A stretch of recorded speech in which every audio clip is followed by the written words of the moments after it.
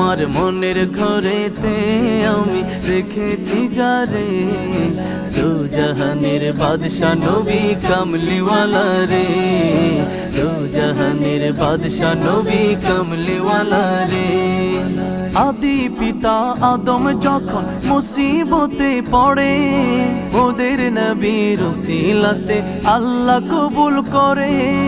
আদি পিতা আদম যখন মুসিবতে পড়ে, ওদের নবীর উসিলাতে আল্লাহ কবুল করে। সাকারাতের বিছানাতে দেখা দিও রে, দু জাহানের বাদশা নবী কামলিওয়ালা রে, দু জাহানের বাদশা নবী কামলিওয়ালা রে। আমার মনের ঘরেতে আমি রেখেছি যারে, দু জাহানের বাদশা নবী কামলিওয়ালা রে।